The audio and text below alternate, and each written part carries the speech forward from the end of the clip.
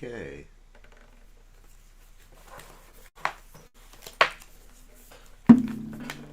Alright. We're going to chant. So again, we'll chant Shri Radhika Stava.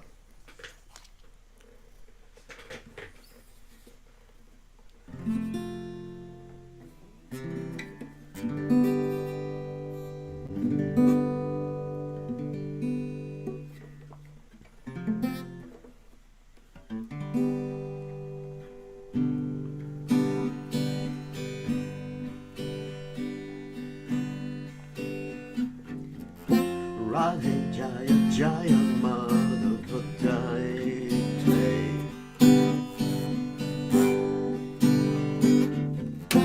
Radhe Jaya Jaya Madhava Jaya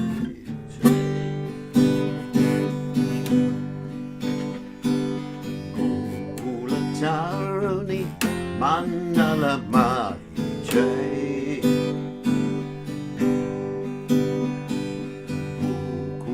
Taruni Mandala Madhya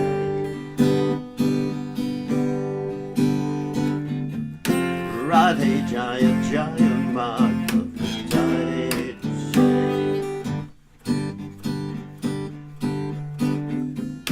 Radhe Jaya Jaya Madhava Jaya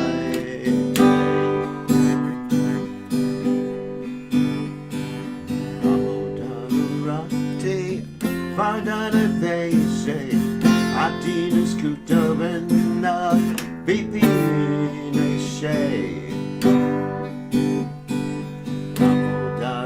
Rati Vardana Vese Adinus Kutavena Bipine Radhe Jaya Jaya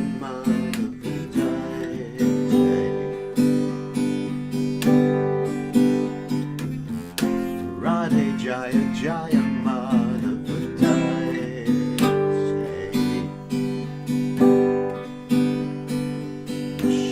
Shamanudati Navasashi Leke Lalita Sati Guna Rami Tavi Shake Shamanudati Navasashi Leke Lalita Sati Guna Rami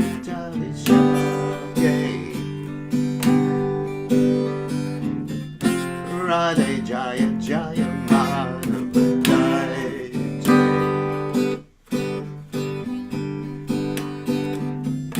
Radhe Jaya Jaya Madhava Jaya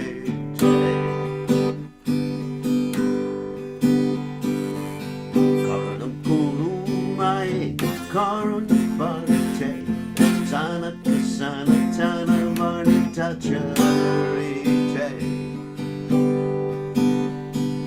Karunam Kurumai Karuna Bharate Sanata Sanatana Varnita Charite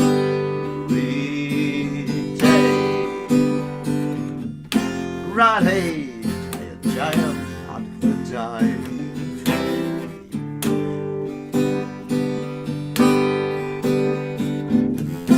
Radhe Jaya Jaya Madhava Jaya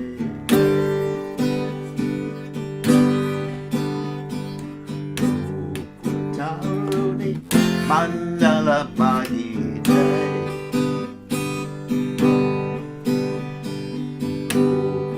Taruni Mandala Mahi Jai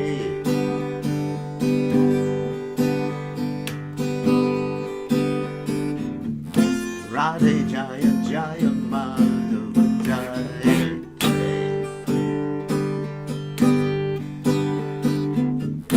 Radhe Jaya Jaya Madhava Jaya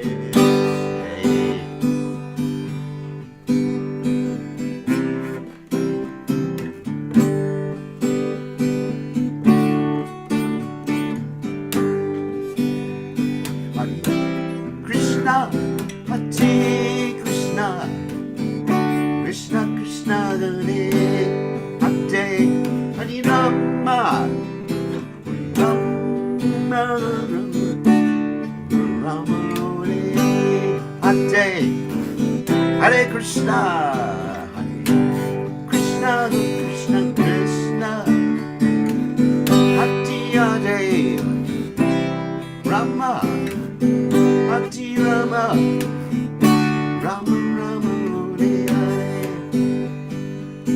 Hare Krishna, Krishna Krishna, Hare Hare, Hare Ram, Ram Ram Hare Hare.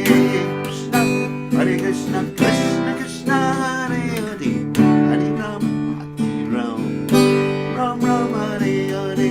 Hare Krishna, Krishna Krishna, Hare Hare, Hare Ram, Ram Ram Hare Hare. Hare Krishna, Krishna Krishna, Hare Hare, Hare Ram, Ram Ram Hare. We go. Hare Bo, Chakor, Bo, Hare Bo, Jaya Jaya, Prabhupada.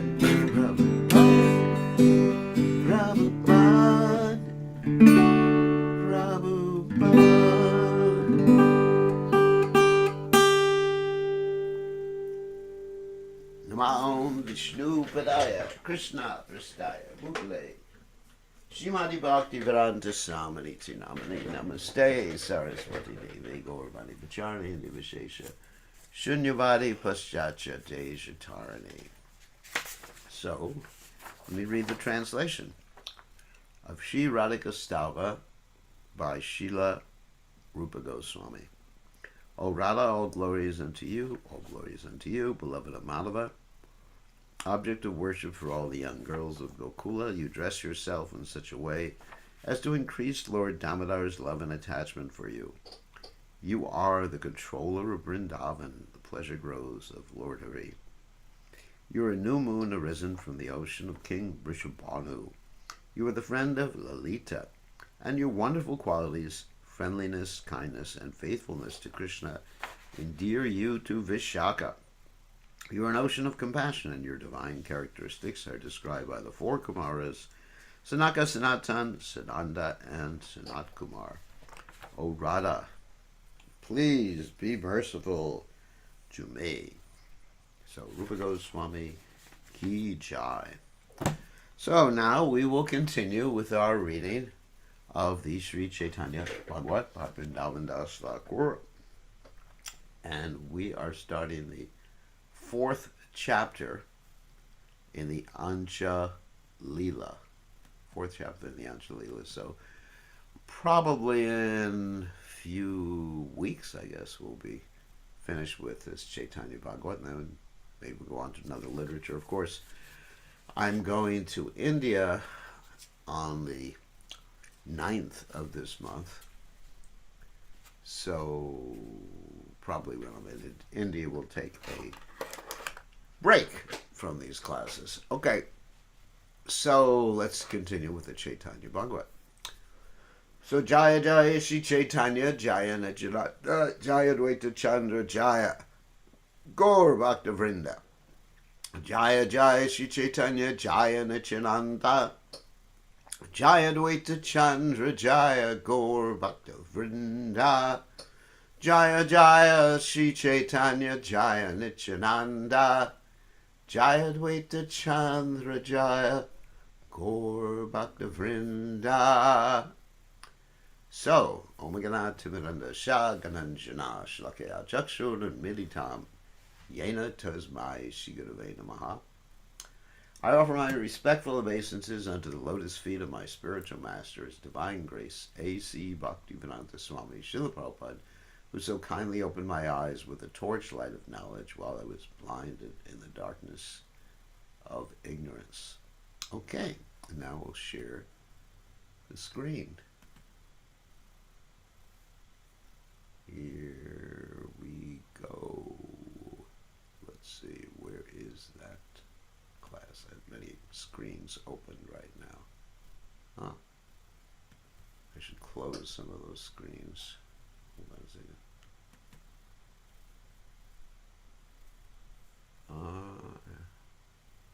There it is.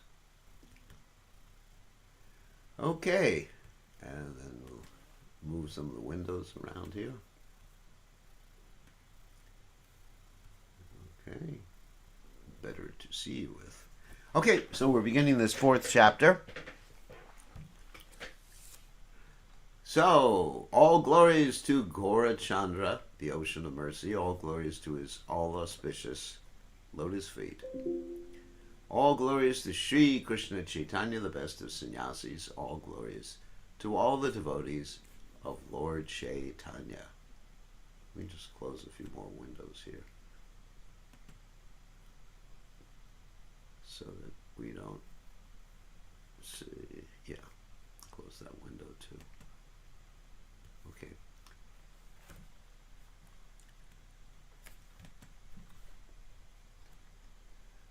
After delivering all living entities in this way, the Lord departed for Mathura along with his devotees. The Lord took the path along the side of the Ganges, and the capital of Gauda, called Ramakeli. The inhabitants of that village were all Brahmanas. And of course, in Ramakeli, that's where Lord Chaitanya Mahaprabhu met Rupa and Sanatan Goswami, Davya Rakash and Shakara Malik, and Anupama, their brother. So, we're going to hear about that, I guess. And that was the capital of Gaudadesh. The Lord came to that holy place and stayed there for 4 or 5 days without the knowledge of others. How is it possible to hide the sun? Everyone soon heard about Lord Chaitanya's arrival. Everyone, women, children, old people, pious persons, and sinners, joyfully came to see the Lord. The Lord was fully absorbed in ecstasy. He did not relish anything other than loving devotional service. He roared, cried out, trembled, and shed tears. The hairs of his body stood on end, and he repeatedly fell to the ground with great force. All the devotees continuously performed kirtan. They did not do anything else for even a moment. The Lord cried so loudly that people 2 miles away could hear him. Although the people were ignorant about the mellows of devotional service, they were all pleased to see the Lord. People offered their obeisances from a distance and loudly chanted together the name of Hari. As the Lord heard the name of Hari from the mouths of the people, the happiness he relished and ecstatic love increased. The Lord raised his arms and exclaimed, "Chant, chant, chant," and the people responded with great enthusiasm. Lord Gauranga manifested such ecstasy that what to speak of others, even the Yavanas chanted the name of Hari. Even the Yavanas offered obeisances from a distance, such as the merciful incarnation of Lord Gaurachandra. The Lord had no engagement other than inducing everyone to participate in the Sankirtan movement. People came from the 4 directions to see the Lord. After seeing him, they did not feel like leaving. They all joyfully chanted the name of Hari. No other sound could be heard in the 4 directions. Although the most cruel Yavana king lived nearby, no one was afraid of him. His name was Bara Duyare. People forgot their distress, lamentation, and household duties as they fearlessly chanted the name of Hari. The local constable went and informed the king. A sannyasi has come to the village of Ramakeli. That sannyasi is performing some kind of ghastly sankirtan. I do not know how many people have joined him. The king said, "Tell me something about the sannyasi. What does he eat? What is his name? And what does he look like?" The constable replied, "Listen, O Lord, I have never heard or seen such a personality. That sannyasi's body is so beautiful, it cannot be compared with that of even Cupid. His effulgence defeats the effulgence of gold. His body is large. His arms reach to his knees, and his navel is deep. His neck is like that of a lion. His shoulders are like those of an elephant, and his eyes resemble lotus flowers. His face cannot be compared with millions of moons. His lips are reddish. His teeth defeat the beauty of pearls, and his eyebrows are like Cupid's bow. His beautiful broad chest is smeared with sandalwood pulp, and his waist is adorned with saffron cloth. His 2 feet are like reddish lotus flowers, and his 10 toenails are like 10 shiny mirrors. He looks like a king's son who has attained spiritual knowledge and is now wandering about as a sannyasi. His bodily limbs are softer than butter, yet hear about the wonder when he falls forcefully to the ground. Within a half an hour he falls to the ground, hundreds of times so forcefully that even a stone would be broken, but there's not a single mark on his body. The hairs of that sannyasi's body always stand on end. He then resembles a jackfruit. That sannyasi frequently shivers in such a way that even 1,000 people cannot hold him still. The tears that flow from his eyes are wonderful to see. I cannot describe how many streams are flowing from his eyes. Sometimes that sannyasi continues laughing loudly for 6 hours without stop. Oh my God. Sometimes he loses consciousness while listening to the kirtan. Everyone then becomes afraid because he shows no sign of life. He raises his arms and constantly chants the name of Hari. He does nothing else even while eating and sleeping. People come from the 4 directions to see him, and after seeing him, no one desires to return home. I have seen many sannyasis, yogis, and jnanis, but I had never before seen or heard of anyone like him. Of course, this is all something called Mahabhav, the ecstasy of Srimati Radharani. Oh Maharaj, I can tell you that by the arrival of this personality, the whole kingdom has become glorious. He does not eat except charity or talk with others. His only engagement is to always relish kirtan. Although the Yavana king was most ruthless, he was struck with wonder on hearing this description. The king summoned Keshava Khan and inquired from him in great wonder. Tell me, Keshava Khan, what is your opinion about the person named Sri Krishna Caitanya? Tell me, what does he preach? What kind of person is he? And what kind of sannyasi is he? Also tell me clearly why people come from the 4 directions to see him. When the most pious Keshava Khan heard these questions, he became worried and spoke in a way to suppress the truth. The reason he became worried is because he was a devotee, and he thought, well, if he glorifies Lord Chaitanya, then Lord Chaitanya is going to be in danger from this ruthless person. Who says he's a Goswami? He is just a mendicant sannyasi. He is a poor fellow from another country who lives under trees.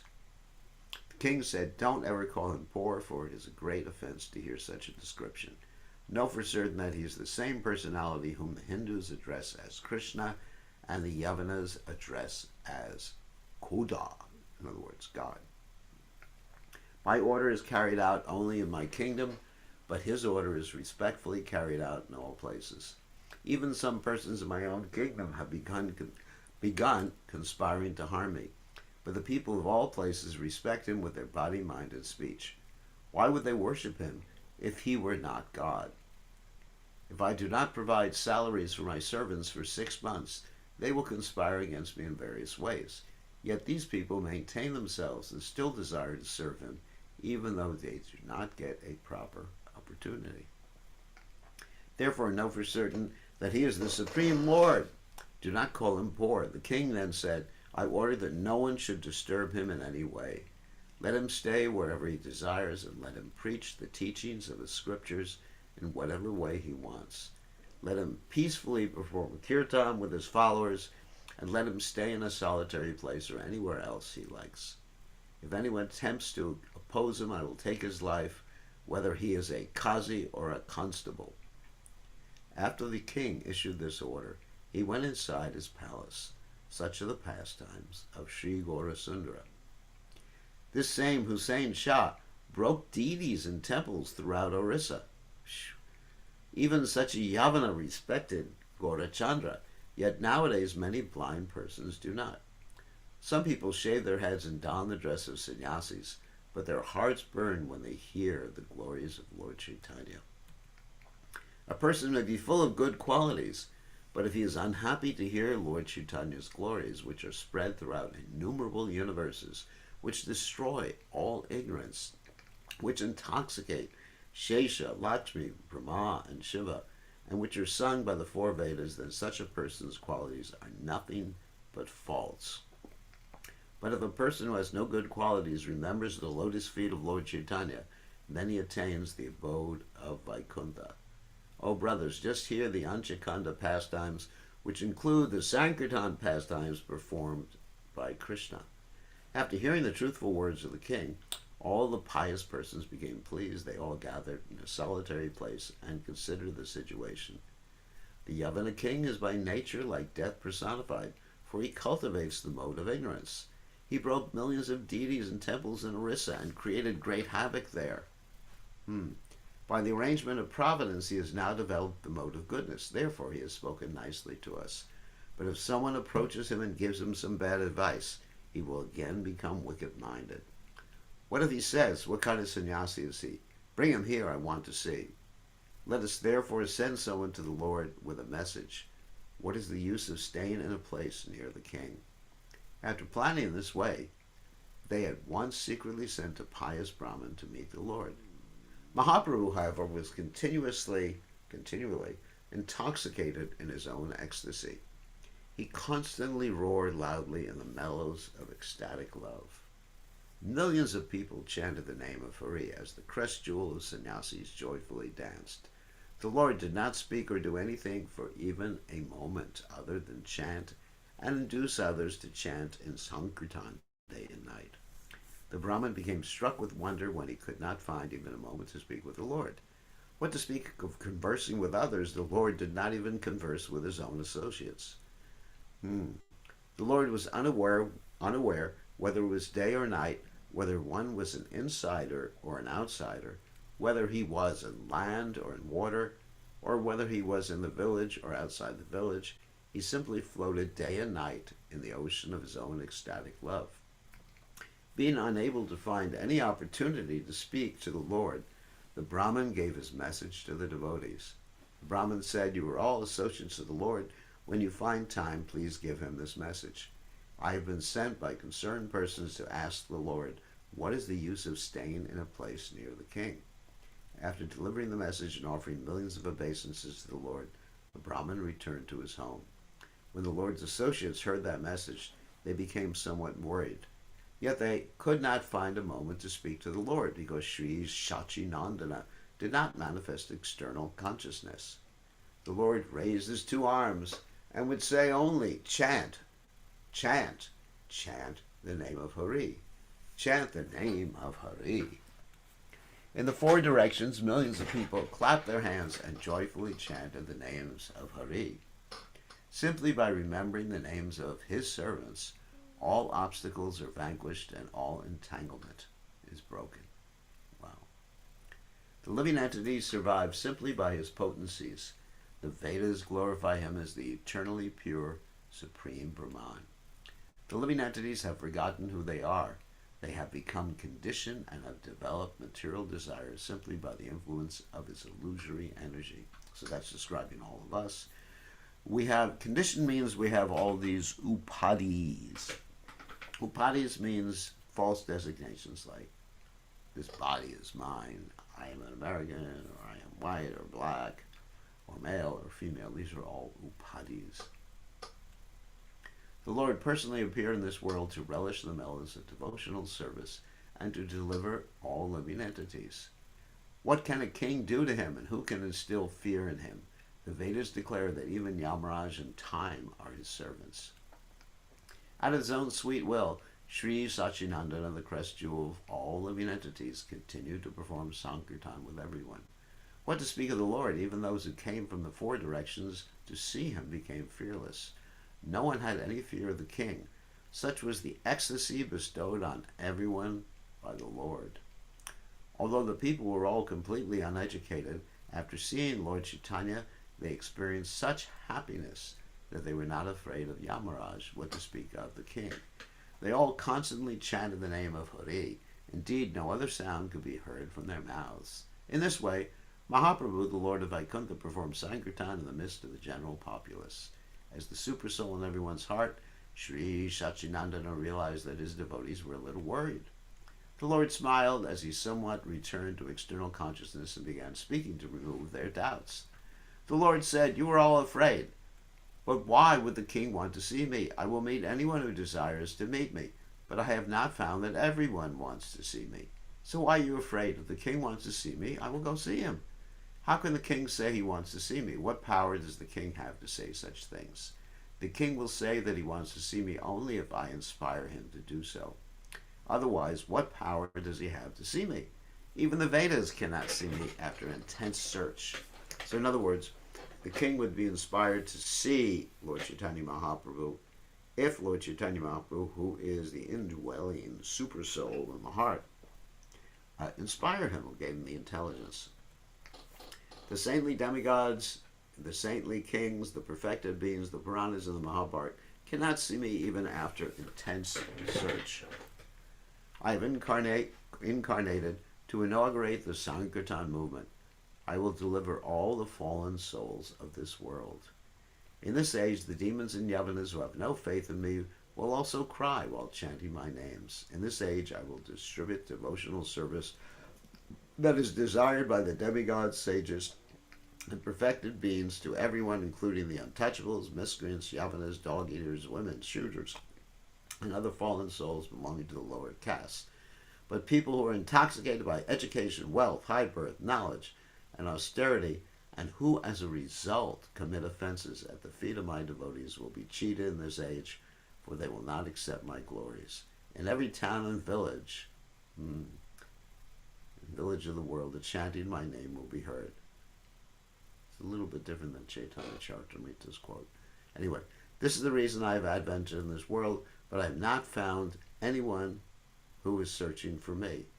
Why will the king want to see me? I can tell all of you that such rumors are all false. After speaking these words to the devotees, the Lord manifested external consciousness, and the devotees all became satisfied. In this way, the Lord passed a few more days fearlessly enjoying Sankirtan pastimes in that village. Who has the power to understand the will of the Lord? He did not go to Mathura, but returned back.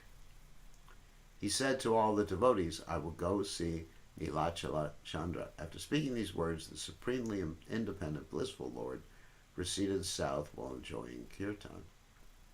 So I guess the whole story, Rupa and Sanatana Goswami is not there. Of course, in the Caitanya Charitamrita, it's Rupa Goswami and Sanatana Goswami who came to see the Lord. They put some straw in their teeth, bowed down, and prayed to the Lord to accept them, and Lord Chaitanya Mahaprabhu actually initiated them at that point with the names Rupa and Sanatana. And then they advised the Lord two things. It's not so good to remain here because the king, he may change his mind, number one.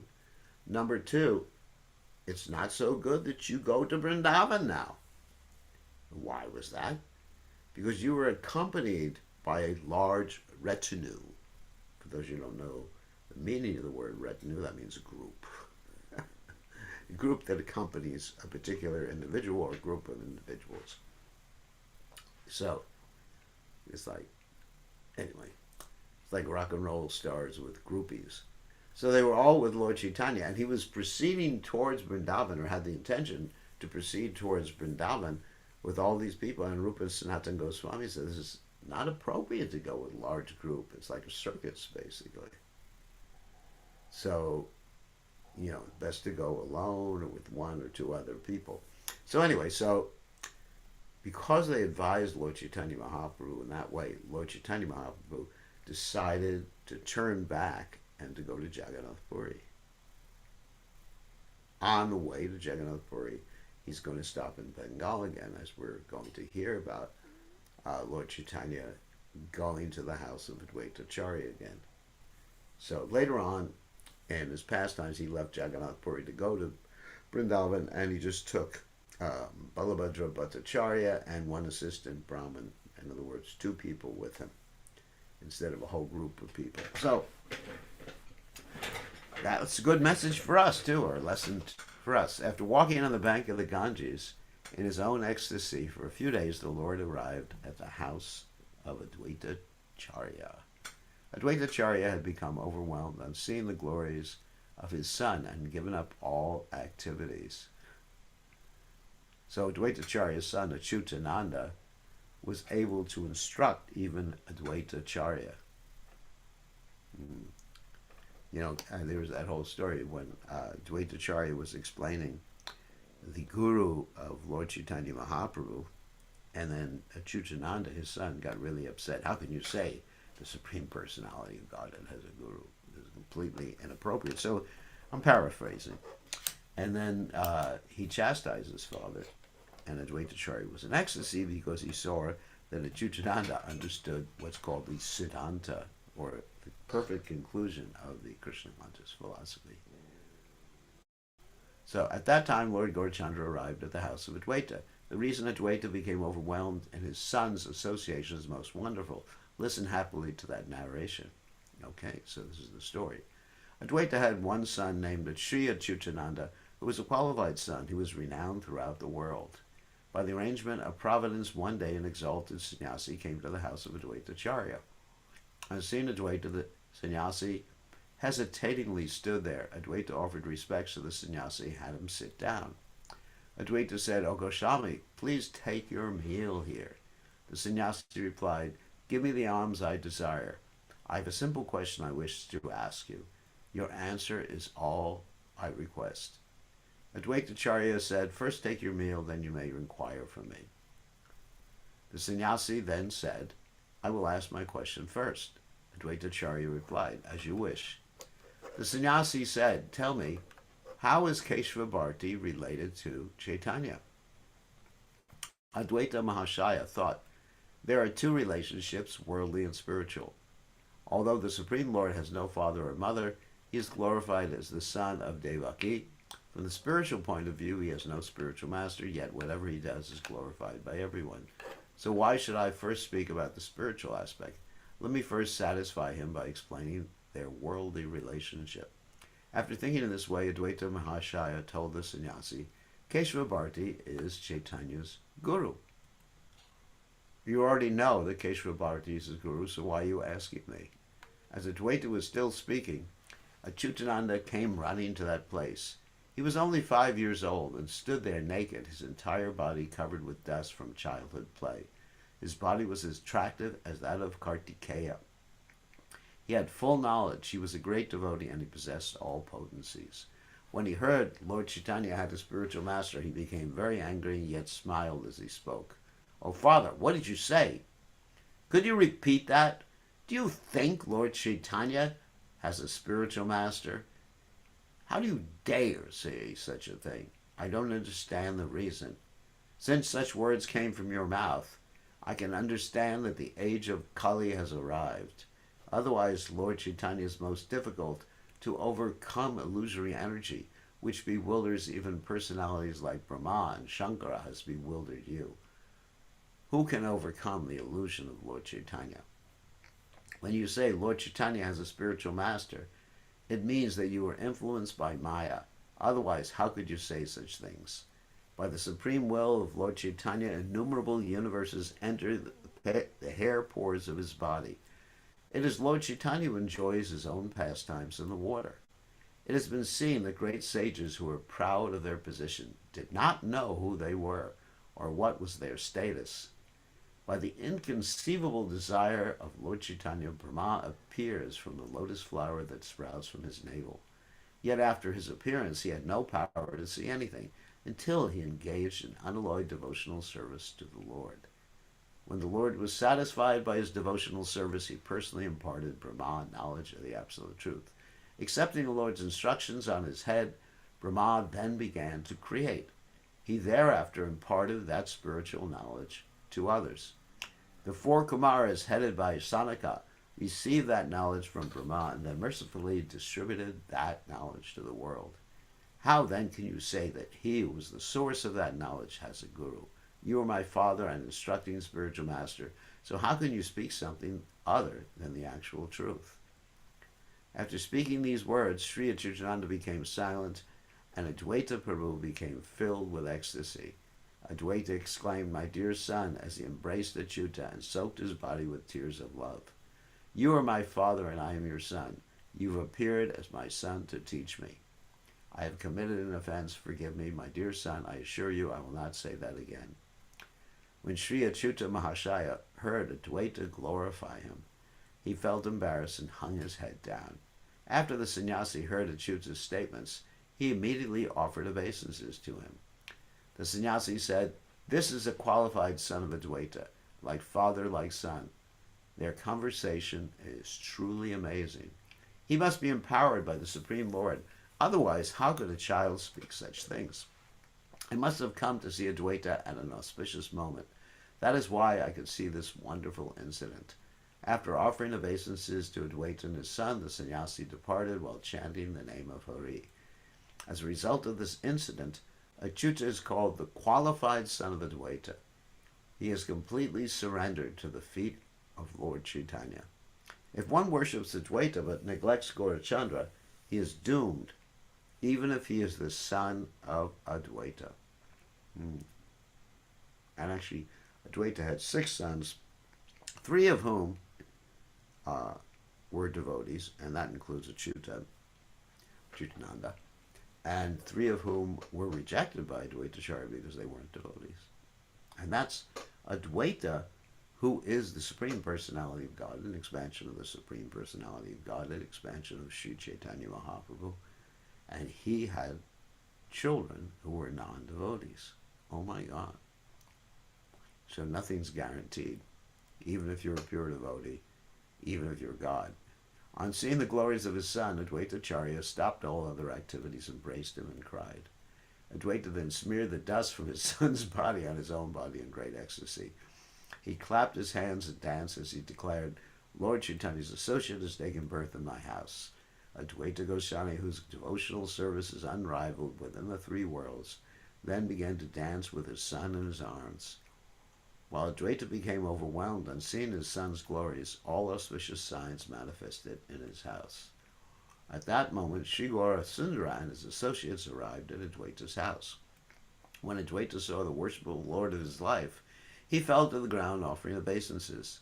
Sri Advaita cried out the name of Hari, and in ecstatic love forgot about his own body. The ladies made auspicious sounds, that's the gargling sound, and Advaita's entire house became filled with ecstasy.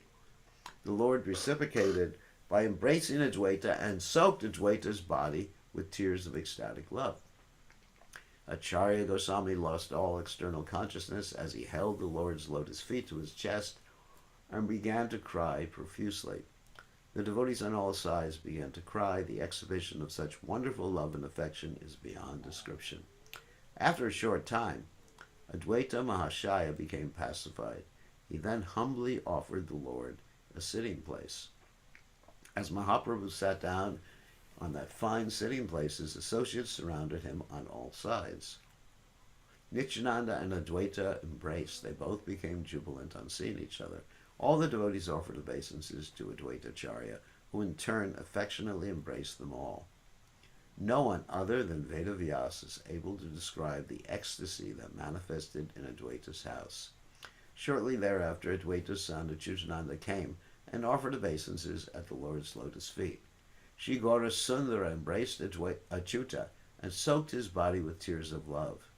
The Lord would not release Achyuta from his chest, and Achyuta appeared to merge in the Lord's body.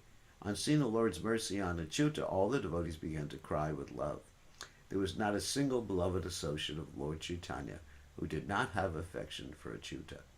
Nityananda considered him as equal to his own life, and he was the principal disciple of Gadadhar Pandit. Oh, so Achyutananda was the principal disciple. Therefore, Achyuta is called the qualified son of Advaita. They were an exemplary combination of father and son. In this way, Sri Advaita and his family merged in ecstasy as they received the Lord in their home. By the desire of Advaita, Lord Chaitanya stayed and enjoyed kirtan pastimes for a few days in Advaita's house. Having received the Lord of his life in his house, Advaita Acharya Goswami was in such ecstasy he did not know where he was. After becoming somewhat pacified, the most magnanimous Advaita quickly sent some persons to Mother Sachi. They quickly went to Navadvip with a palanquin and delivered the message that Mother Sachi should come. Mother Sachi was drowned in an ocean of ecstatic love. She had no external consciousness, so she did not know what she said or what she heard. She asked whoever she saw before her, "Tell me something about Mathura. How are Krishna and Balaram doing in Mathura? What is that sinful Kamsa doing now? Tell me what you know about that thief Akrura who stole away my Krishna and Balaram. I heard that the sinful Kamsa is dead.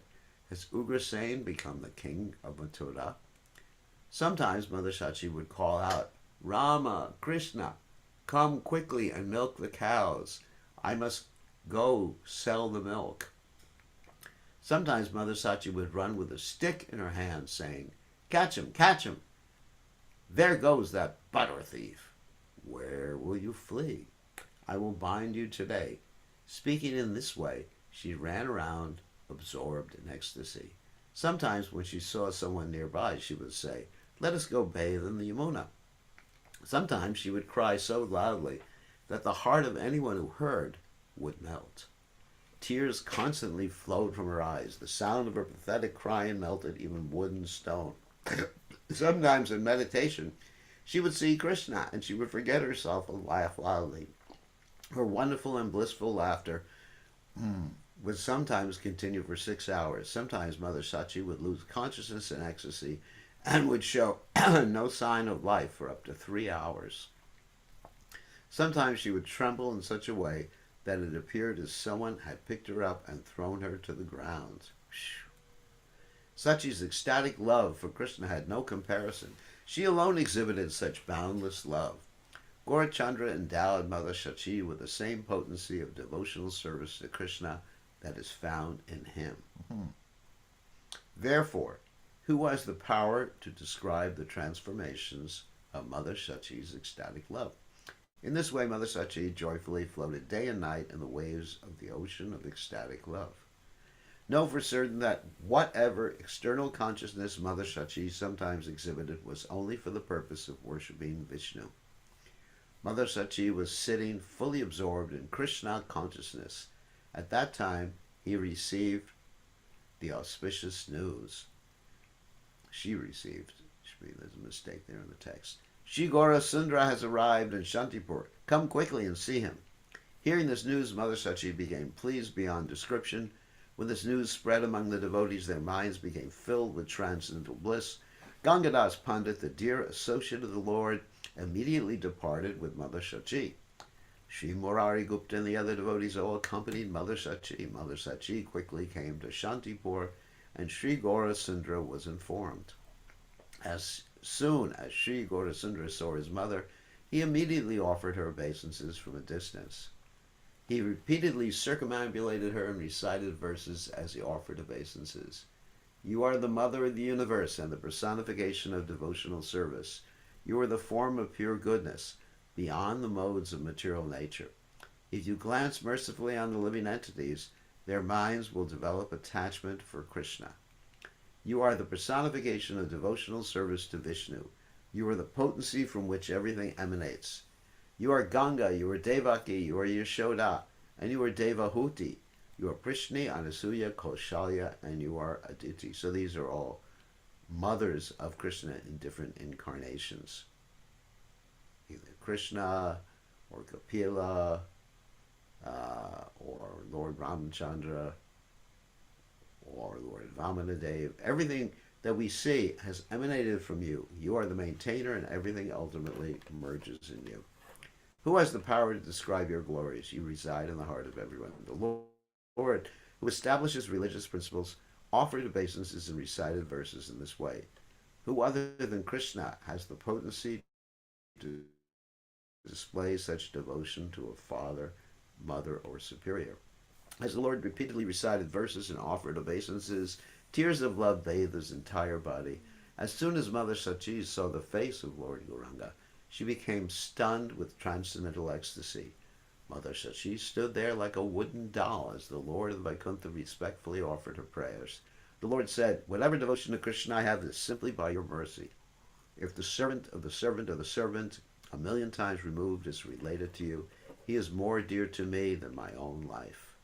If a person remembers you even once, he will never be entangled in material bondage. Ganga and Tulasi are known to purify everything. but even they are purified by your touch. Oh my God.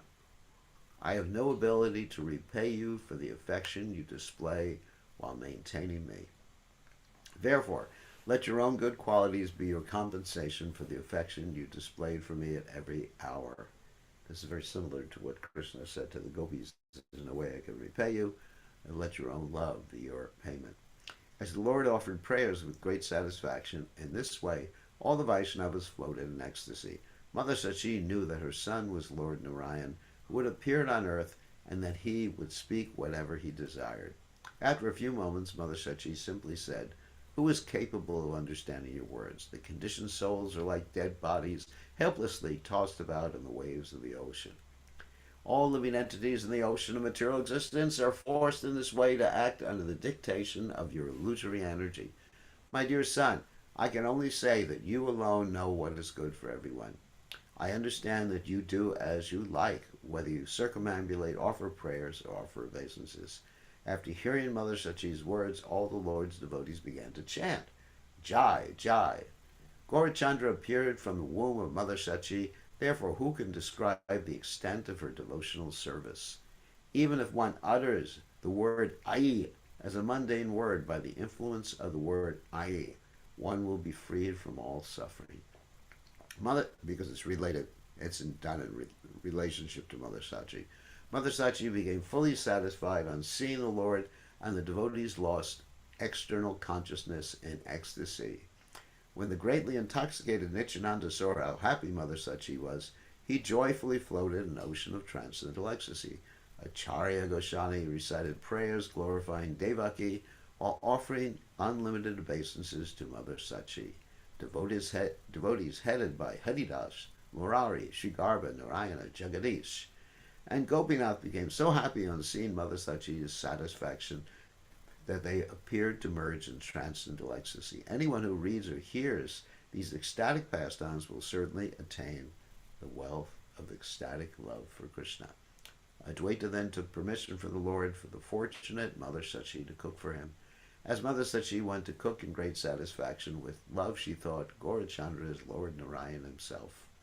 Mother Sachi cooked such a variety of vegetables preparations that I do not know the names of all of them. Mother Sachi knew that the Lord was very fond of shaka, spinach, so she cooked 20 different varieties. Okay, so starting tomorrow, we will start with text 280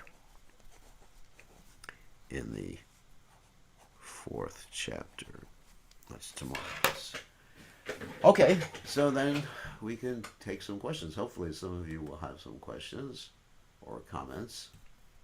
And if you do have any questions or comments, you can raise your hand and I will give you permission to unmute yourselves. Does anyone have? Oh yes, Lila, you have a question. So ask. I will. Please accept my obeisances. So many Um, questions. I just kind of wanted to know more about how it would be possible that Mother Sachi has the same amount of devotion as, I guess in this case, it would be Radharani, because it says, as Lord Caitanya to Krishna. Uh, that may be a little bit hyperbole. Oh, Because she, well, actually, absolute devotion is absolute. From one perspective, you could say all the pure devotees have absolute devotion, same amount from that perspective. But from a different perspective, the intensity of the devotion of Srimati Radharani is much more than those devotees who are in the parental relationship, Vatsalya Ras. So, same amount in terms of 100%. Is that right? okay, yeah. Thank you. But there is difference. I mean, it's not. It's hard to say that Radharani has more devotion, but the intensity and the because more would mean it's a comparative term. That would mean that Mother Yashoda or Sachimata had less. You really don't want to use comparative terms like that. More, less.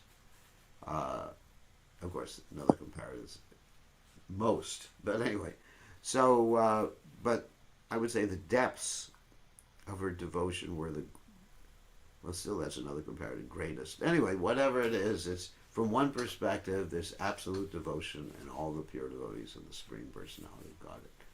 Okay, interesting. So, other questions? Someone else raise your hand. And Mr. Gopal. Thank you so much, Gurudev. All right. So we see in a previous pastime of Lord Chaitanya that he refused even to acknowledge Mother Sachi as having Krishna Prema because of her offense against Srila Advaita Acharya. Yeah. So here we're seeing that she is up to 100% after begging forgiveness. So I've heard you give class on this before, especially when we were in Chaitanya Charitamrita, that even someone on the level of Mother Sachi, if they commit an offense against a devotee, then they have to. It's a pastime. It's a pastime showing the seriousness of an offense. Yeah.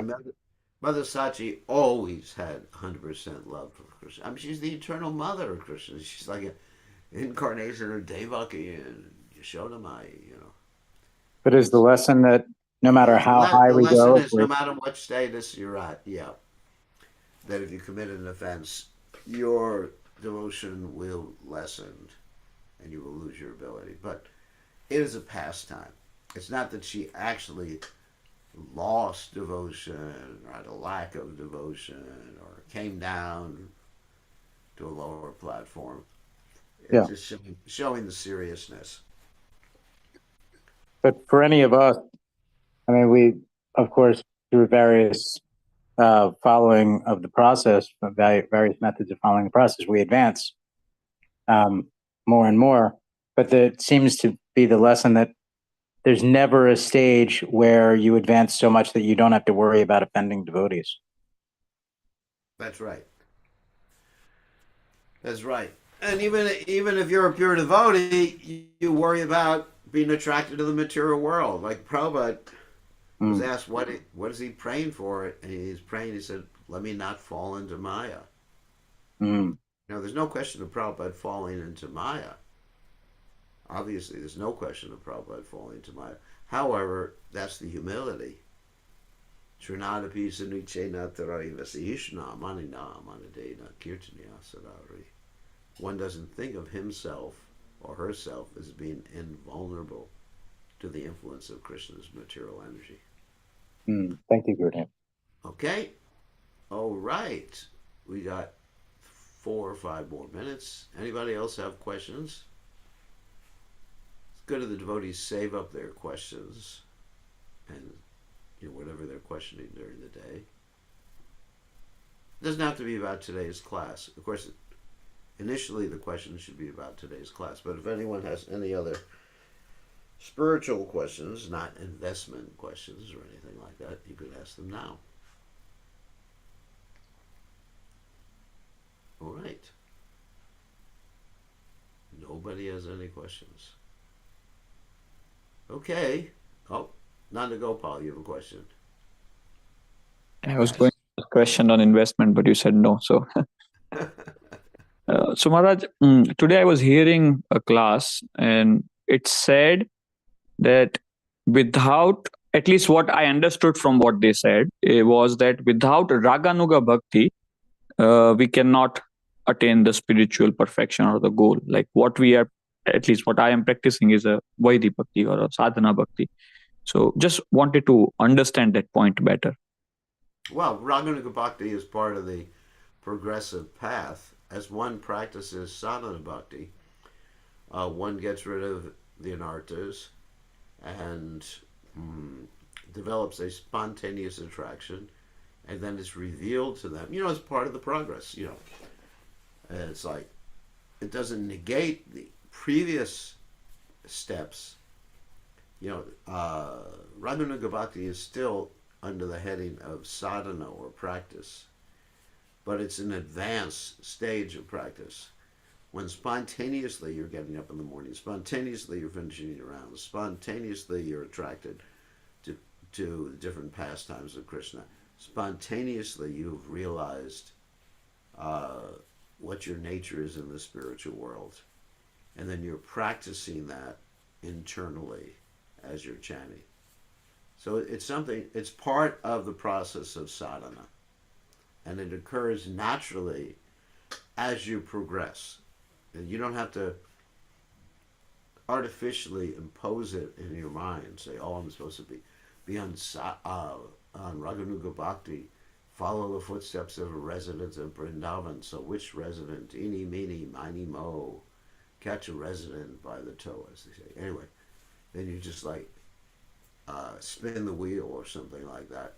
And then you come up with a resident of Vrindavan and you say, oh, yeah, that's the one I feel close to. I mean, just like I usually give the example when I first joined the movement, myself and the rest of the brahmacharis, we would read Krishna book at night, and we read about the coward boys, and we were spontaneously attracted to the coward boys, so naturally we thought we're on the platform of Raganuga Bhakti. Of course, that time we didn't know the nomenclature, but we naturally thought, we're all coward boys in the spiritual world.